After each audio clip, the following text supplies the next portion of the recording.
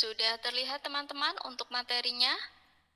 Sudah, Bun. Oke, baik. Terima kasih konfirmasinya.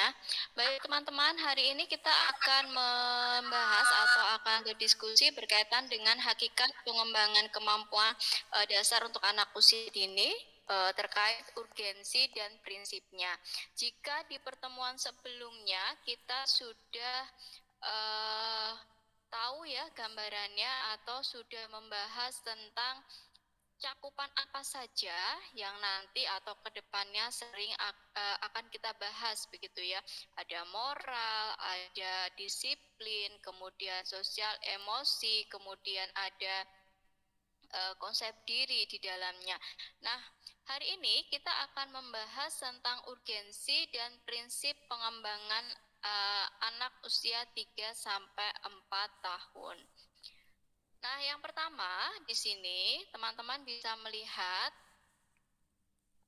menurut Harlock ya di pertama begitu bahwa urgensi pengembangan anak kemampuan dasar untuk anak usia 3 sampai 4 tahun adalah sebagai berikut. Jadi urgensi ini bisa diartikan bahwa sesuatu yang penting di mana ketika terjadi hal-hal yang tidak sesuai begitu ya, tidak sesuai dengan rule-nya, tidak sesuai dengan apa yang seharusnya begitu, harus segera diperbaiki. Apa saja yang harus diperbaiki atau sesuatu yang menjadi poin dalam prosesnya. Yang pertama adalah hasil belajar dan pengalaman semakin memainkan peran dominan dalam perkembangan anak seiring bertambahnya usia. Nah, ini relevan dengan yang namanya kemarin ya ketika kita bicara tentang konsep diri begitu. Semakin bertambahnya usia anak, maka pengalaman yang mereka peroleh dari luar, entah itu dari temannya, dari lingkungan sosialnya, justru itu yang akan berperan secara dominan begitu ya. Tidak menutup kemungkinan apa yang sudah diajarkan oleh keluarga, orang tua begitu ya sebagai lingkungan pertama itu akan tergeser. Jadi di sini yang harus diamati adalah perubahan apa saja yang muncul pada anak ketika mereka setelah berinteraksi ya dengan orang-orang yang di luar, ketika itu tidak sesuai dengan apa yang kita ajarkan, maka harus segera diluruskan. Itu ya, karena pengalaman mereka ketika berteman dengan orang lain, ketika berteman dengan lingkungan sosial di luar pengawasan kita, itu justru akan memainkan peran yang dominan begitu ya. Kemarin saya memberikan contoh di rumah kita membiasakan nih anak-anak kita untuk minum sambil duduk. Tapi ketika di sekolah dia melihat temannya yang sambil berdiri. Nah, ketika di rumah dia juga menerapkan apa yang dia lihat. Ketika ditegur oleh orang tuanya, dia sudah bisa berargumen loh. Teman saya boleh kok seperti ini, kenapa saya tidak boleh? Nah, ini yang disebut sebagai pengalaman. Jadi karena seperti yang kita tahu ya bahwa anak usia dini itu belum tahu nih baik buruk, belum tahu salah benar. Konsepnya adalah apa yang mereka lihat itu boleh dilakukan. Jadi kembali lagi bahwa filternya adalah keluarga atau orang tua. Sedikit perubahan yang terjadi maka orang tua harus lebih peka begitu. Jadi hasil belajar dan pengalaman semakin memainkan peran dominan dalam perkembangan anak seiring bertambahnya usia anak. Karena tidak mungkin ya kita terus mengekang anak-anak kita berada di rumah, ya tidak boleh main, nanti terkontaminasi, nanti terpengaruh, tidak mungkin seperti itu. Dengan bertambahnya usia anak, maka lingkungan sosial mereka juga akan bertambah. Nah, berikutnya adalah dasar awal pengembangan kemampuan anak cepat berkembang menjadi pola kebiasaan. Maksudnya seperti apa? Maksudnya adalah tadi ya perubahan-perubahan kecil tadi yang terlihat ketika tidak segera diluruskan maka akan menjadi satu kebiasaan. Contohnya tadi ya ketika kita mengajarkan anak tentang kalau minum harus sambil duduk gitu ya. Kita lihat nih anak kita sudah capek-capek mengajarkan itu, ternyata ketika di luar pembelajarannya tidak sama. Nah, kita tahu perubahan itu muncul pada anak kita, tapi kita biarkan saja. Nah, ini maka akan menjadi satu kebiasaan. Contoh sederhananya lagi adalah biasakan nih ketika kita mengajarkan kepada anak-anak, mungkin bagi yang muslim ya, ketika memasuki rumah atau kita masuk ya ke dalam satu selalu mengucapkan assalamualaikum. Nah, itu adalah kebiasaan-kebiasaan positif yang kita ajarkan gitu. Nah, satu waktu anak kita itu masuk tanpa mengucapkan salam, tapi orang tuanya biasa aja, tidak menegur. Nah, itu nanti akan menjadi satu kebiasaan. Itu yang disebut sebagai dasar awal pengembangan kemampuan anak cepat berkembang menjadi pola kebiasaan. Kalau itu memang salah, harus segera diluruskan. Berikutnya adalah dengan bertambahnya usia, ciri bawaan yang tidak disukai tidak akan dilepaskan oleh anak. Contohnya ciri bawaan itu apa sih? Yang menjadi bawaan anak sejak lahir, yang berkembang karena faktor genetik, yang berkembang karena faktor lingkungan. Salah satunya adalah karakter. Selain itu adalah sisi egosentris anak, ya, itu akan terus muncul. Itu tidak akan bisa berubah. Yang tidak akan bisa hilang begitu ya, hanya bisa diminimalisir. Misalnya kita melihat anak-anak kita ketika di rumah dia susah nih untuk berbagi dengan saudara-saudaranya, tapi kan tidak mungkin ketika berada di sekolah dia terusan sendiri begitu ya. Pasti pada akhirnya anak ini akan meminimalisir ya, akan meminimalisir sikap atau perilaku negatifnya yang semula tidak mau berbagi ketika berada di rumah. Tapi bisa jadi karena satu pembelajaran yang terus-menerus atau stimulasi yang terus-menerus diberikan kepada anak tersebut, pada akhirnya dia akan belajar untuk berbagi gitu ya, walaupun tidak seluruhnya. Maka ciri bawaan ini tidak akan pernah hilang, tidak akan pernah dilepaskan, yang hanya bisa diminimalisir. Contoh berikutnya adalah ada kalanya ingin diadakan perubahan terhadap sesuatu yang diajarkan, maka semakin cepat perubahan diadakan akan semakin mudah bagi anak mengadakan perubahan tersebut. Ini ada hubungannya dengan yang nomor 2. Jadi segala sesuatu ya yang terlihat tidak sesuai itu harus segera diluruskan, jangan didiamkan saja. Karena kalau tidak cepat-cepat diluruskan, kembali lagi itu akan menjadi satu pola kebiasaan. Gambarannya seperti itu. Nah, itu adalah poin-poin urgensi yang harus diperhatikan oleh orang tua, oleh guru begitu ya, dalam pengembangan sikap dan perilaku anak. Yang pertama adalah perubahan tingkah laku ketika anak itu berada di rumah ataupun berada di sekolah gitu ya. Karena kembali lagi bahwa setiap anak itu berasal dari latar belakang yang berbeda.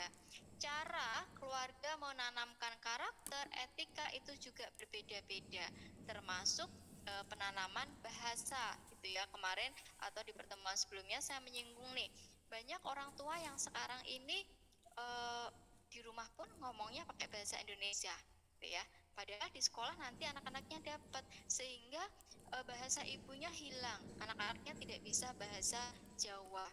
Nah, ini adalah satu bentuk apa ya, perubahan kultur atau perbedaan latar belakang yang diterapkan oleh setiap keluarga. Ini yang harus dicermati begitu. Nah, dari 4 urgensi ini adakah yang ingin ditanyakan teman-teman? Tidak ada. Oke, baik. Terima kasih konfirmasinya. Saya lanjutkan. Nah, berikutnya adalah tingkat pencapaian perkembangan anak dimulai dari moral, gitu ya. Moral kemarin adalah satu aturan, begitu ya, yang berlaku di manapun sama. Berbeda dengan norma. Kalau norma itu biasanya berkaitan dengan aturan ataupun hal-hal yang berlaku di lingkungan. Bagaimana dengan moral anak? Yang pertama adalah mulai memahami pengertian perilaku yang berlawanan meskipun belum selalu seperti sepemahaman perilaku baik, buruk, benar, salah. Jadi konteksnya adalah meskipun anak-anak itu belum tahu kenapa ini buruk, kenapa ini tidak boleh, tetapi orang-orang dewasa, orang tua harus selalu menanamkan perilaku yang positif. Misalnya, tidak boleh berbicara dengan nada yang tinggi kepada orang yang lebih tua. Kemudian berikutnya, membiasakan kepada anak-anak kita jangan sampai memarahi anak itu di depan umum, ya, seolah-olah memperlakukan anak tersebut. Sehingga apa? Sehingga dia tidak akan memperlakukan teman-temannya dengan seenaknya sendiri atau semena-mena, begitu ya. Jadi menanamkan hal-hal yang positif. Meskipun mereka belum tahu baik buruk ataupun salah benarnya, tetapi kita berusaha memberikan hal-hal yang positif, ya.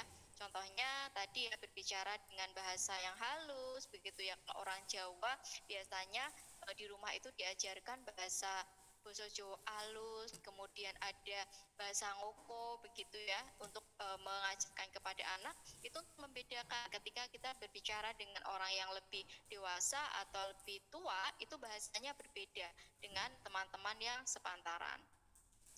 Kemudian berikutnya kebiasaan-kebiasaan nih, contoh sederhana aja adalah membiasakan anak untuk kalau orang Jawa bilang salim, gitu ya, kepada anak-anak sebelum mereka berangkat sekolah. Karena nanti ada saatnya nih ketika anak-anak itu kalau biasanya diantar, begitu ya, kalau masih TK, masih SD, mereka salim tuh nggak malu.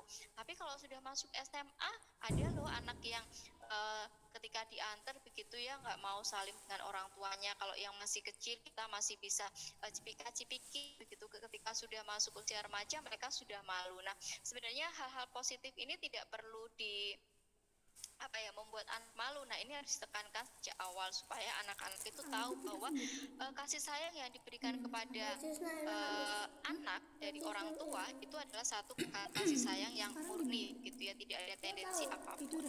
Nah, berikutnya adalah mulai memahami arti kasih sayang kepada ciptaan Tuhan.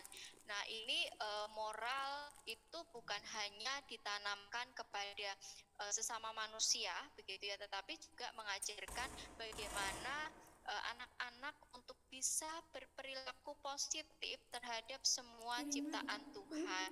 Contoh sederhananya adalah ketika kita mengajarkan anak-anak untuk merawat tanaman, kemudian binatang kesayangan, begitu ya, bahwa ada konsekuensi yang ditanggung ketika mereka ingin memelihara binatang misalnya.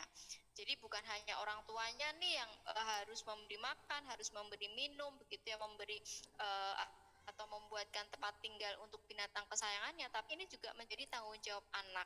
Mereka sudah diajarkan sejak dini, termasuk ketika anak-anak itu punya hobi untuk tanaman, begitu ya. Saya mau menanam bunga anggrek, Bun. Nah, itu berikan mereka kesempatan untuk merawat. Jadi tanggung jawabnya nih, kalau sore hari mereka harus menyirami, begitu ya. Kemudian kalau nanti layu berarti bagaimana pertanggungjawaban mereka, gitu. Itu jadi satu bentuk pemahaman bahwa semua ciptaan Tuhan itu harus diperlakukan dengan baik. Nah, berikutnya adalah di kemampuan motorik. Nah, di kemampuan motorik ini umum ya, ada motorik kasar dan motorik halus. Nah, motorik kasar ini berkaitan dengan kemampuan anak dalam berlari, kemudian naik turun tangga, meniti papan, melompat kurang lebih 20 dan meniru gerakan senam. Nah, kemudian untuk motorik halusnya ada kegiatan menuang air, memasukkan benda ke dalam tempatnya, meronce manik dan menggunting pola. Nah, ini korelasinya apa sih kalau kita hubungkan dengan pengembangan perilaku, begitu ya. Nah, kalau teman-teman masih ingat di bagian konsep diri ya, kita mengajarkan bahwa karakter anak itu salah satunya pembentuknya adalah lingkungan. Anak-anak itu senang loh niru orang-orang dewasa, gitu ya, baik dari cara mereka berpakaian, cara mereka mereka berbicara begitu ya, karena persepsi mereka itu adalah contoh yang bisa mereka tiru. Salah satunya di konsep diri, kemarin saya memberikan contoh bagi teman-teman yang punya anak perempuan nih yang sering ikut-ikutan apa yang dipakai oleh bundanya, termasuk dalam cara berpakaian, berpenampilan begitu ya, di di gambar yang saya sajikan waktu atau minggu lalu adalah tentang cara berpenampilan ataupun cara berpakaian anak tersebut, termasuk sepatu yang dia gunakan. Kenapa toh anak-anak itu di masa pertumbuhan mereka tidak diizinkan untuk menggunakan high heel? Salah satunya apa? Karena anak-anak itu butuh sesuatu yang nyaman untuk mengembangkan motorik kasarnya, mengembangkan motorik halusnya, begitu. Jadi tidak boleh sembarangan dalam menggunakan sesuatu yang memang belum waktunya. Salah satunya itu supaya tidak menghambat pertumbuhan dan perkembangan anak. Nah, berikutnya di kemampuan kognitif sebagai aspek pendukung di dalam pengembangan sikap dan perilaku di sini ya, kognitif yaitu mengenal pengetahuan secara umum. Nah, menemukan, mengenali bagian yang hilang, menyebutkan berbagai nama, dan memahami perbedaan. Kemudian memahami konsep, menempatkan benda dalam ukuran, mulai mengikuti tepuk pola, dan mengenal konsep banyak sedikit. Korelasinya dalam pengembangan sikap dan perilaku, ketika anak-anak itu diajarkan atau disimulasi bagian kognitifnya, maka ketika anak-anak itu diajak untuk berkomunikasi begitu ya di lingkungan yang luas, maka mereka bisa menempatkan diri. Jadi ketika diajak komunikasi, misalnya contoh sederhananya adalah mengingat nama gitu ya. Mungkin nggak sih anak-anak itu selama 1 semester tapi nggak tahu nama gurunya, tidak tahu nama teman sekelasnya, begitu ya. Mungkin ya kalau untuk anak-anak, karena beberapa individu itu memiliki kemampuan mengingat yang lemah gitu ya. Meskipun itu sejak dini. Jadi kalau anak-anak itu jadi tidak semua orang atau setiap individu itu punya kemampuan mengingat yang bagus. Maka menanamkan kemampuan kognitif itu sangat penting untuk mensimulasi kemampuan anak-anak dalam mengingat nama, mengingat benda, begitu ya, sehingga dalam berperilaku itu muncul, oh bagaimana sih ketika saya harus berkomunikasi dengan orang yang lebih tua, begitu ya, dengan guru saya, dengan teman saya, begitu ya, secara umum. Jadi anak ini sudah mulai berpikir untuk menempatkan diri. Nah, berikutnya adalah di kemampuan bahasa. Nah, kemampuan bahasa ini, bahasa sebagai alat untuk berkomunikasi, gitu ya. Untuk anak-anak biasanya munculnya penerimaan bahasa. Yang pertama adalah pura-pura membaca cerita dalam buku dengan kata-kata sendiri. Seperti yang kemarin sudah saya sampaikan, biasanya anak-anak itu belajarnya dalam menggunakan buku itu adalah full gambar, begitu ya. Kalaupun ada tulisan itu hanya sebagai pendukung sedikit. Jadi terbalik, kalau teman-teman lebih banyak full teksnya, gitu. Tapi untuk anak usia dini mereka lebih banyak dengan gambarnya. Untuk apa? Untuk mensimulasi atau untuk mengetahui seberapa banyak perbendaharaan kata yang mereka miliki, gitu ya. Salah satunya untuk mengetahui adalah ketika anak-anak itu melihat gambar dan diminta untuk bercerita, mereka bisa menyampaikan dengan versi mereka dengan beraneka ragam bahasa ataupun kata-kata yang muncul sesuai dengan pengalaman mereka. Kemudian berikutnya, mulai memahami 2 perintah yang diberikan secara bersamaan. Nah, untuk anak-anak usia 4-5 tahun, mereka sudah bisa memahami dan kemudian melaksanakan 2 perintah yang dilakukan secara bersamaan. Kemudian berikutnya adalah di kemampuan bahasa. Kemampuan bahasa ini anak-anak usia 3-4 tahun itu sudah bisa menyampaikan keinginannya dengan kalimat yang sederhana. Jadi berbeda dengan anak-anak yang apa ya, anak-anak, sebenarnya anak-anak usia 2 tahun mereka juga sudah bisa ya menyampaikan keinginannya ya. Jadi untuk anak usia 3 sampai 4 tahun ini lebih apa ya, lebih ekspresif dalam menyampaikan. Ketika suka ya mereka akan bilang suka, ketika mereka tidak nyaman dengan keadaan, selain dengan berbahasa, mereka juga akan mengekspresikan dalam bentuk emosi gitu ya, dari ekspresi wajahnya. Ini dari kemampuan berbahasa. Nah, kemudian dari segi sosial emosional ini adalah kemampuan anak ya dalam dalam mengekspresikan kebutuhan mereka sendiri dan mengimplikasikan atau mengaplikasikan dengan orang-orang yang ada di sekitarnya. Jadi misalnya sudah bisa melakukan toilet training tanpa bantuan, kemudian bersabar menunggu giliran, mulai menghargai orang lain, bereaksi terhadap hal-hal yang dianggap tidak benar, mulai menghargai, mulai menunjukkan sikap toleran, dan mulai menunjukkan ekspresi dalam melakukan sesuatu. Ini adalah bentuk sosial emosional di mana dalam konteks bahasanya ya, mereka sudah bisa menunjukkan sesuatu kepada orang lain gitu ya, bereaksi terhadap hal-hal yang dianggap tidak benar atau tidak sesuai dengan keinginannya dengan mengucapkan atau dengan perilakunya gitu ya, itu yang muncul. Nah, itu adalah berkaitan dengan tingkat perkembangan anak yang mendukung dalam sikap perilaku gitu ya. Ada moral, ada motorik, ada kognitif, ada bahasa, serta sosial emosional, di mana masing-masing perkembangan ini memiliki perannya masing-masing untuk kedepannya mendukung, menstimulasi dalam sikap dan perilaku untuk anak usia dini. Sampai di sini ada yang mau ditanyakan teman-teman? Bu Yulia Citra, silakan.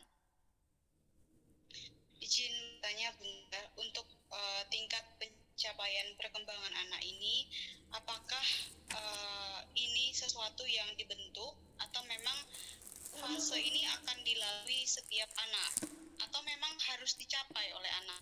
Begitu Bunda, terima kasih. Oke. Baik, terima kasih untuk pertanyaannya. Untuk tahap perkembangan ini merupakan fase yang akan dilalui oleh anak. Jadi setiap anak akan melalui dengan cara apa? Stimulasi, gitu ya. Karena pada tahapan atau pada usia tertentu, misalnya contohnya begini, dalam motorik halus yang harus dicapai oleh anak ya sesuai dengan pedoman. Nah, untuk anak usia 3, 4 tahun itu sampai 5 tahun begitu ya. Untuk motorik halusnya misalnya menggunting. Tahapannya sederhana adalah minimal dia sudah bisa menggunting dengan cara yang bebas meskipun belum berpola. Nah, semua anak kan harus mengalami tahap ini. Begitu ya. Nah, ketika tahapan ini sudah terlampaui, berarti nanti untuk level yang lebih tinggi, misalnya menggunting dengan berpola, itu akan dilalui oleh anak. Ketika kita menemui bahwa loh, anak ini sudah usia 5 tahun untuk memegang pensil saja, dia belum bisa. Berarti apa yang harus dilakukan? Padahal fase ini harus ada pada anak. Berarti guru harus mensimulasi. Jadi gambarannya seperti itu. Atau contoh sederhananya adalah memegang pensil. Apakah semua anak itu bisa memegang pensil dengan benar? Jawabannya kan belum. Nah, untuk memegang pensil dengan benar, maka tahapan yang pertama yang harus dilakukan oleh itu apa? Oh, misalnya kita nih bisa mengajak anak untuk mensimulasi motorik halusnya dengan meremas kertas, atau misalnya dengan memeras, bukan memeras ya, apa ya namanya, dengan kayak ya plastisin bisa begitu ya. Jadi ada tahapan yang memang harus dilalui oleh anak tersebut sebelum dia bisa memegang pensil dengan benar. Begitu ya Bu Yulia ya. Jadi memang tahapan ini akan dilalui oleh anak. Tetapi perhatikan lagi sesuai dengan tingkatan usianya. Kalau pada tahapan itu belum muncul, berarti tugas gurunya untuk mensimulasi. Ya, karena tidak menutup kemungkinan nih, misalnya, Bu, anak saya usia 3 tahun saja, dia sudah bisa kok menggunting berpola. Boleh nggak? Boleh. Berarti dia perkembangannya memang lebih cepat dibandingkan anak usia mereka. Begitu. Gambarannya begitu, Bu Yulia. Ada yang mau Ya, ditanyakan lagi? cukup Bunda. Oke, baik, terima kasih. Namanya Bu Mitra. Enggak, Bun, itu belum bisa ganti namanya, Bun. Oh, Ini pakai dengan anu. Bunda Purnama, Bun. Dengan Purnama. Bunda siapa, Bunda Bu? Purnama. Bunda Purnama. Bu, akunnya besok disesuaikan ya. Nanti biar saya bisa mensinkronkan dengan itu kehadirannya. Silahkan, Bu. Ini sudah saya coba nggak bisa. Insya Allah nanti saya ganti. Oke. Ini saya mau tanya, Bun. Saya punya murid itu udah usianya tuh 4 tahun TKA.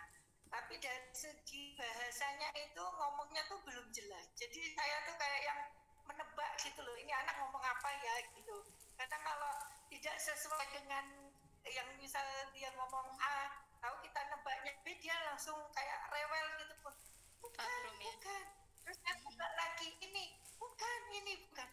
Aduh ya Allah, ini seperti apa gitu. Terus saya ini berusaha untuk bertanya kepada orang tuanya apakah di rumah itu sering diajak ngobrol kah gitu, karena untuk usia 4 tahun dia sebaya dengan teman-temannya, dia sendiri pun yang belum bisa ngomong dengan jelas gitu. Jadi kalau mau apa-apa itu mengungkapkannya tuh kalau nggak nangis ya ini ngomel-ngomel, tapi ngomelnya tuh ngomel nggak jelas gitu loh, Bu. Jadi agak PR yang berat bagi saya yang anak usia 4 tahunan ini belum jelas perkataannya itu, bahasanya itu belum jelas banget. Jadi kalau untuk berbicara sama anak ini harus super ekstra sabar, Tunggu effort ya, Bu ya.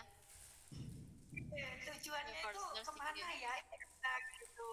Kalau salah nebak dia langsung lari terus menyendiri di pojok, harus merayu lagi dengan mungkin saya biasanya kalau dia sudah begitu saya rayu dengan main atau main lari-larian, baru anaknya kembali ceria lagi. Tapi setelah itu tuh nanti ngomong lagi, aduh saya tantangan sekali kalau dia sudah bicara, kalau saya nggak bisa nebak itu jadi kayak semacam ini gimana cara penanganannya ya. gitu, karena dan bahasanya itu susah untuk ditebak arahnya kemana gitu.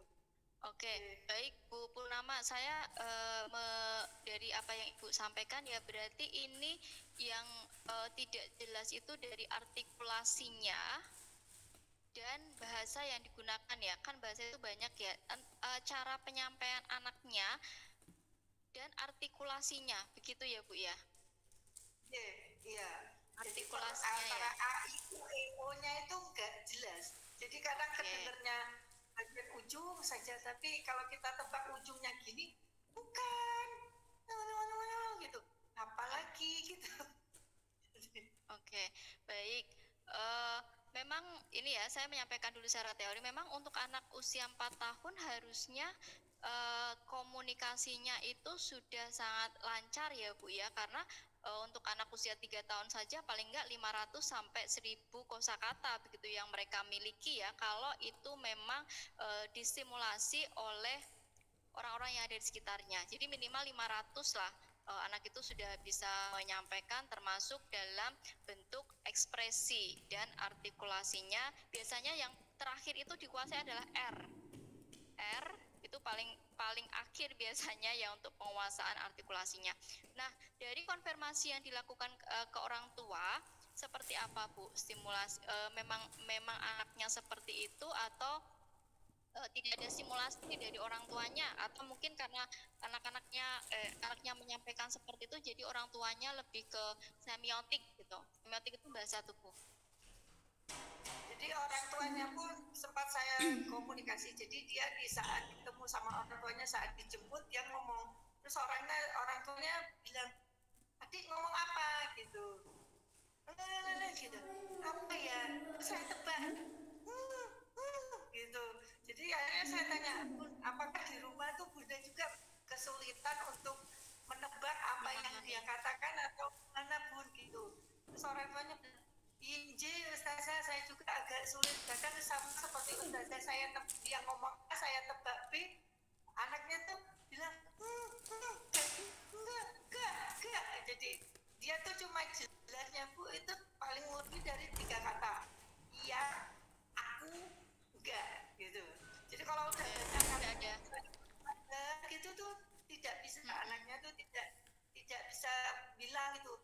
sabar gitu. Saya bilang ke temannya sabar ya, nggak bisa ngomong gitu. Jadi Oke, baik Bu. Terima kasih untuk sharingnya ya Bu. Saya bisa sedikit memberikan pengalaman saya ya waktu dulu menjadi guru TK. Saya juga pernah mengalami hal seperti itu, begitu karena mungkin kondisinya berbeda ya Bu ya. Saya menghadapi kondisi itu ketika karena itu adalah sekolah internasional, jadi ketika ada keluhan seperti itu saya menyampaikan kepada orang tua dan kepada pihak sekolah. Kebetulan sekolah saya waktu itu bekerja sama selalu ada dokter gitu ya Bu ya. Kalau sekarang kan rata-rata sekolah itu bermitra ya dengan dokter ya. Contoh sederhananya di UGRIS ya, di UGRIS itu punya pena prima nih. Kami juga punya dokter yang setiap saat mengecek tentang kesehatan anak. Kemudian kalau misalnya ada masukan dari gurunya seperti apa, gitu, termasuk dalam kemampuan berkomunikasi.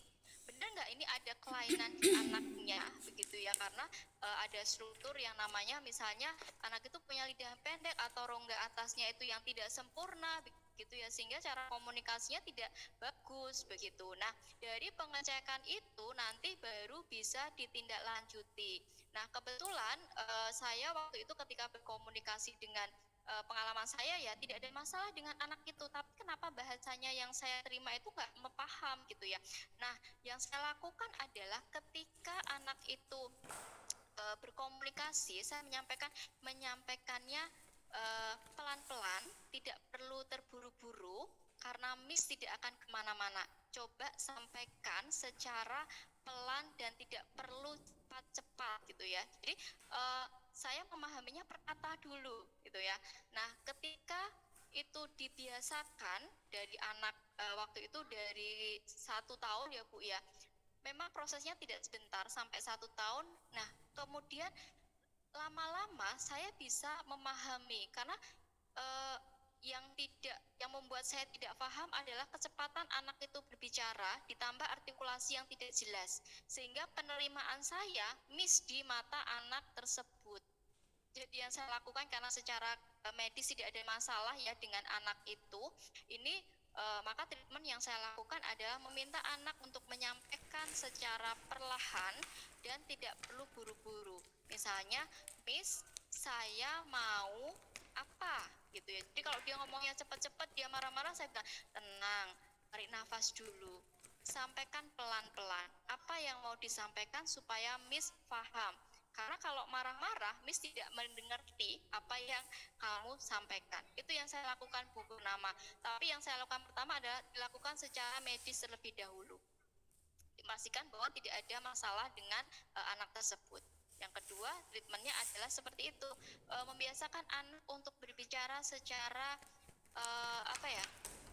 intonasinya itu tidak terlalu cepat begitu ya. Kadang anak-anak kalau ngomongnya cepat-cepat kan kita tidak paham, dan memang rata-rata anak-anak itu ketika kita tidak memahami apa yang mereka mereka maksud, pasti mereka ngambek. Gambarannya seperti itu. Gitu ya Bu Purnama ya. Itu boleh dicoba Bu, treatmentnya Bu. Halo Bu Purnama? Bun, pernah juga kalau saya kadang dia bicara gitu, saya bilang, Mas mau apa? Jadi saya kan kadang saya ejakan apa? Jadi saya pelan-pelan gitu. Ya, artikulasinya dia harus gitu.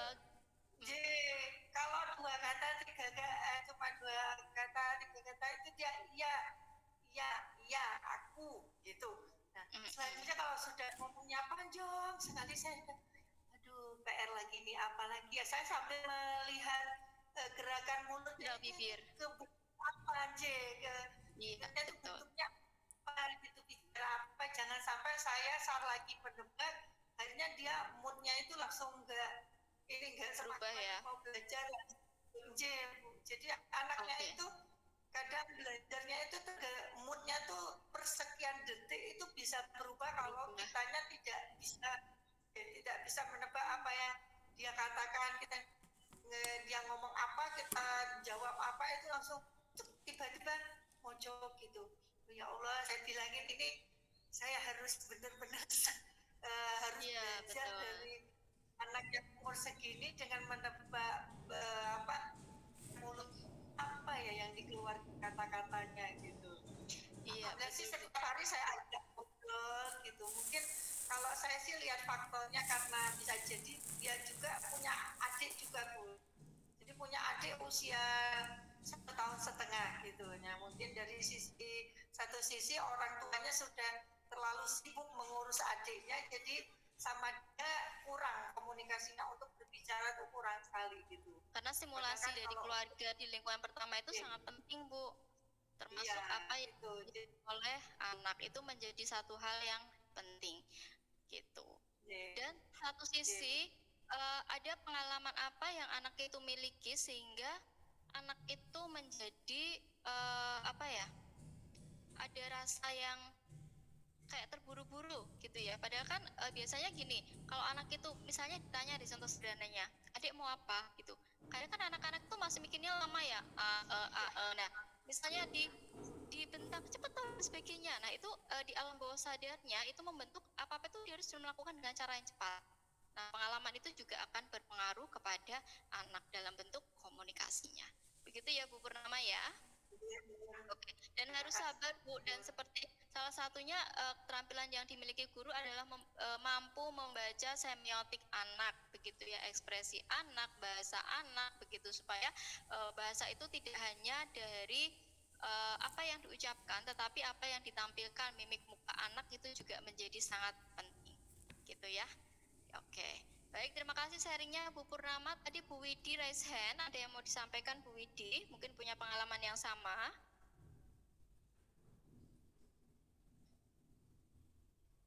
Bu Widi? Ya, ya Bun. Enggak ya, ini mungkin agak sedikit berbeda Ibunya, sudah tidak kaitannya dengan tadi. Ini yang Bun sampaikan untuk ini beberapa hal yang bisa mengaruhi sikap dan perilaku anak tadi. Kan ada macam-macam itu ya Bun ya, mulai kognitif, bahasa, sosial dan lain sebagainya. Nah, yang saya pengen tanyakan itu dan beberapa aspek ini yang paling mendominasi mempengaruhi sikap dan perilaku anak itu dari aspek yang mana Bun? Kalau mana yang paling mendominasi atau paling penting, saya tidak bisa menyampaikan satu aspek saja ya Bu, karena ini saling berkesinambungan. Kenapa? Karena ketika ada satu aspek yang tidak terpenuhi gitu ya, misalnya contohnya tadi di kemampuan bahasa anak. Nanti kalau anak itu tidak mampu berkomunikasi dengan orang lain ke depannya, maka dia akan memunculkan rasa tidak percaya diri pada anak. Itu satu sisi. Nah, kalau kita melihat misalnya, oh dia pintar bahasa nih, dia pintar ngomong, dia pintar menyampaikan sesuatu, tapi dia tidak memiliki kemampuan ataupun keterampilan yang bagus berkaitan dengan motorik. Tidak sama seperti teman-temannya. Nah, ini juga akan memunculkan rasa tidak percaya diri pada anak. Gitu. Jadi dari beberapa aspek yang saya sampaikan itu saling melengkapi. Gitu ya, misalnya anak ini kognitifnya bagus tapi moralnya nggak bagus, bagaimana ke depannya penilaian masyarakat? Tentu tidak akan menjadi satu paket begitu ya, karena yang kita tahu bahwa orang pintar itu banyak tapi orang beretika itu sekarang sulit kita temui, begitu ya gambarannya ya. Jadi dari beberapa aspek yang saya sampaikan ini saling melengkapi, bukan hanya pintar secara etika, bukan hanya memiliki komunikasi yang bagus untuk berinteraksi dengan orang yang lebih tua atau orang-orang yang ada di sekitarnya gitu ya, tapi juga memiliki keterampilan yang bagus, kemudian etika yang bagus, sehingga kedepannya mampu memiliki sikap dan perilaku yang baik. Seperti yang kita tahu ya, sikap itu biasanya dimunculkan dari diri sendiri nih. Misalnya ketika nanti kedepannya anak itu dia punya ide nih, tapi tidak di-approve atau tidak di-ACC oleh kelompoknya, maka dia akan belajar untuk mengendalikan diri, tidak meluap-luap gitu. Harus ideku yang diterima, harus hasil karyaku yang diterima. Nah, itu berarti kemampuan bersikapnya tidak bagus. Termasuk di perilaku. Perilaku itu terlihat ketika kita berinteraksi dengan orang lain. Berarti dari bahasanya, dari kognitifnya, begitu, dan keterampilannya yang dia miliki, apalagi berkaitan dengan etikanya. Jadi beberapa aspek perkembangan moral, etika, bahasa, motorik, sosial emosional itu menjadi satu kesatuan gitu, yang harapannya bisa saling melengkapi. Begitu ya Bu Widya. Ya Bun. Oke, Terima kasih baik. Bun atas jawabannya. Sama Bu Lili, ada yang mau disampaikan, mau menambahkan atau punya pengalaman yang berbeda? Bunda, terima kasih atas waktunya. Mungkin hampir sama dengan yang disampaikan oleh Ibu Purnama, nggih. Nah, kalau Bu Purnama kan masih anaknya itu masih bisa berbicara walaupun cuma iya, enggak, seperti itu. Tapi kalau yang saya alami itu anak itu sama sekali tidak bisa berbicara, Bun. Jadi kalau minta sesuatu itu paling menarik tangan itu ditarik, ditunjuk apa yang diinginkan. Nah, bagaimana cara mengatasinya itu, Bunda? Terima kasih. Oke, sebentar. Ini anaknya tidak bisa berbicara atau tidak mau berbicara? Belum tahu juga sih, Bun. Kata ibunya kalau di rumah itu kalau ngomong cuma mama sama papa gitu doang. Untuk komunikasi dengan orang-orang yang di rumahnya sendiri pun juga tidak ada komunikasi. Tidak ada katanya. Kata mamahnya kalau di rumah juga kalau minta sesuatu itu pasti menarik tangan. Jadi tidak berbicara sama sekali seperti itu. Oke, berarti Bu Lili belum pernah mendengar suaranya ya? Belum pernah sama sekali. Oke. Terus dengan kondisi ini apa yang sudah dilakukan oleh keluarganya? Membiarkan begitu saja atau berharap pihak sekolah yang akan membantu? Kalau kemarin sih katanya sudah dibawa berobat ke dokter, katanya seperti itu. Terus anak itu ini ADHD seperti itu. Tapi kalau mau di terapi itu harus menunggu waktu giliran sampai 3 bulan ini belum dapat panggilan giliran seperti itu, Bunda. Oke, berarti memang ada gangguan ya Bu ya, secara medis ya. Nah, sejauh ini di pihak sekolah, Ibu ya sebagai gurunya, itu sudah mencoba untuk mensimulasi seperti apa?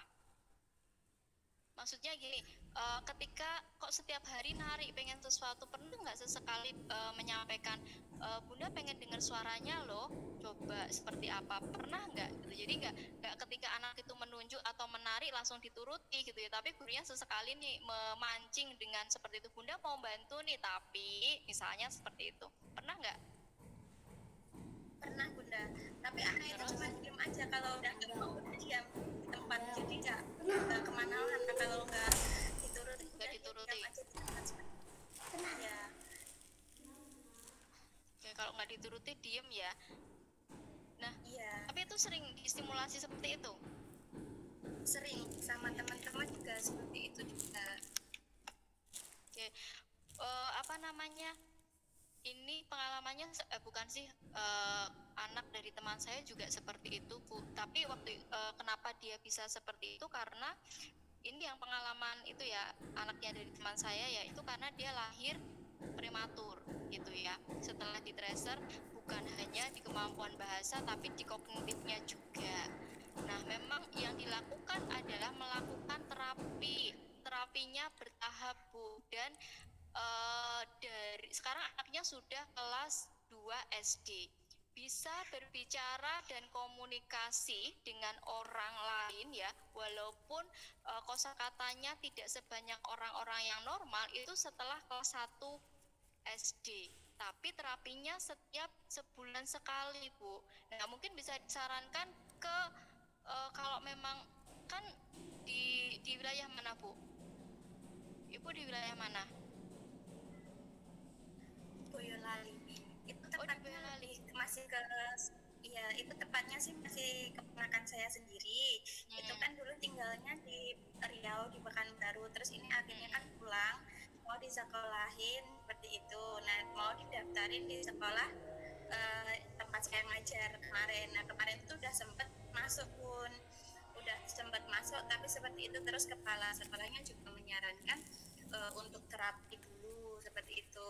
Tapi dari pihak orang tua, mama sama papanya juga sudah berusaha untuk terapi, tapi dari rumah sakitnya itu menunggu giliran seperti itu, Bunda. Bu, di Boyolali kan berarti paling dekat dengan Solo ya. Kan ada beberapa rumah sakit alternatif seperti RSAUNS, kemudian Muwardi, ada Dokter Un. Di situ ada yang namanya klinik anak. Yang paling terkenal memang saat ini ada di Dokter Un. Mungkin bisa dicoba. Kalau mau di luar yang BPJS, itu ada Rumah Sakit Internasional Indriati, dekatnya Dokter Un.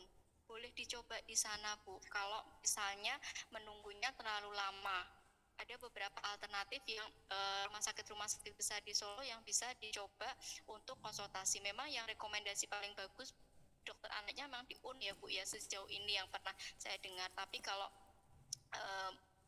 maksudnya mau dicoba di rumah sakit yang lain, banyak rumah sakit bagus di Solo yang bisa dicek untuk jadwalnya dan penanganannya lebih cepat gitu ya Bu Lili ya.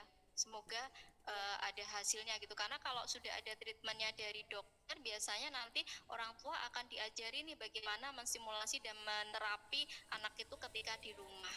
Jadi pas nanti sudah dapat jadwal di bulan berikutnya, sudah ada progresnya seperti apa, nanti orang tuanya diajari lagi, nanti selama menunggu jadwal lagi diajari seperti ini ya, simulasinya ya, seperti itu bisa Bu Lili gitu ya. Kalau di Semarang ada di Ungaran, saya kurang tahu apa gitu, tapi di anak teman saya itu terapinya di Ungaran dokter anak apa gitu. Tapi kalau di Solo ada dokter Un itu Bu, boleh dicoba dulu di sana gitu ya. Terima kasih Bunda. Oke, baik teman-teman, saya rasa itu dulu ya, karena teman-teman banyak sharingnya. Terima kasih untuk sharingnya hari ini. Untuk selanjutnya materi yang dibawanya akan saya sampaikan untuk minggu depan gitu. Baik, terima kasih banyak untuk partisipasi teman-teman semuanya. Jangan lupa melakukan presensi ya untuk kegiatan siang hari ini. Semoga perkuliahan teman-teman nanti semuanya berjalan dengan lancar sampai sore. Saya akhiri pertemuan kita pada siang hari ini. Wassalamualaikum warahmatullahi wabarakatuh. Waalaikumsalam. Terima kasih. Terima kasih.